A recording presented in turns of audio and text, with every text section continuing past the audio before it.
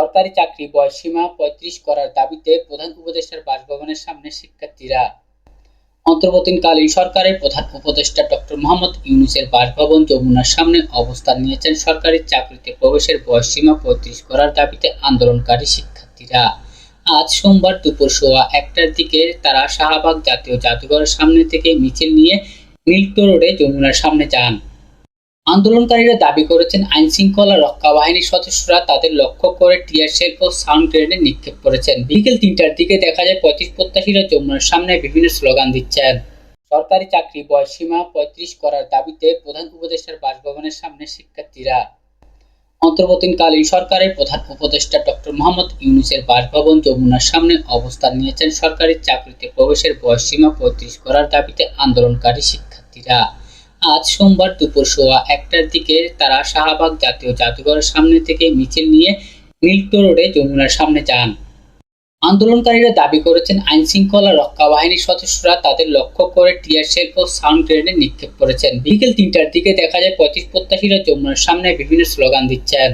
সরকারি চাকরি বয়সসীমা ৩৫ করার দাবিতে প্রধান উপদেষ্টার বাসভবনের সামনে শিক্ষার্থীরা।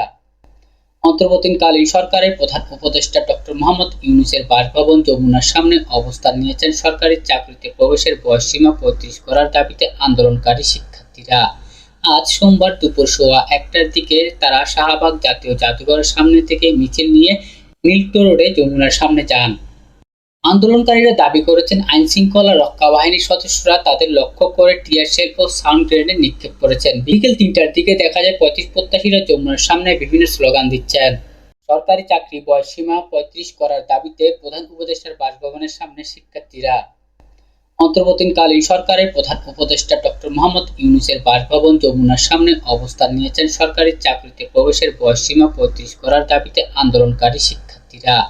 আজ সোমবার দুপুর সোয়া ১টার দিকে তারা শাহবাগ জাতীয় জাদুঘরের সামনে থেকে মিছিল নিয়ে মিল্টো রোডে যমুনার সামনে যান। আন্দোলনকারীরা দাবি করেছেন, আইনশৃঙ্খলা রক্ষা বাহিনীর সদস্যরা তাদের লক্ষ্য করে টিয়ার শেল ও সাউন্ড গ্রেনেড নিক্ষেপ করেছেন। বিকেল ৩টার দিকে দেখা যায় ৩৫ প্রত্যাশীরা যমুনার সামনে বিভিন্ন স্লোগান দিচ্ছেন। সরকারি চাকরি বয়সসীমা ৩৫ করার দাবিতে প্রধান উপদেষ্টার বাসভবনের সামনে শিক্ষার্থীরা। অন্তর্বর্তীকালীন সরকারের প্রধান উপদেষ্টা ডক্টর মোহাম্মদ ইউনূসের বাসভবন যমুনার সামনে অবস্থান নিয়েছেন সরকারি চাকরিতে প্রবেশের বয়সসীমা ৩৫ করার দাবিতে আন্দোলনকারী শিক্ষার্থীরা। আজ সোমবার দুপুর সোয়া ১টার দিকে তারা শাহবাগ জাতীয় জাদুঘরের সামনে থেকে মিছিল নিয়ে মিল্টো রোডে যমুনার সামনে যান।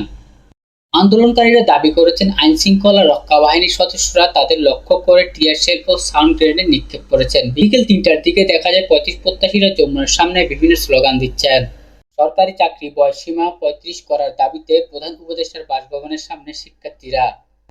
অন্তর্বর্তীকালীন সরকারের প্রধান উপদেষ্টা ডক্টর মোহাম্মদ ইউনূসের বাসভবন যমুনার সামনে অবস্থান নিয়েছেন সরকারি চাকরিতে প্রবেশের বয়সসীমা ৩৫ করার দাবিতে আন্দোলনকারী শিক্ষার্থীরা।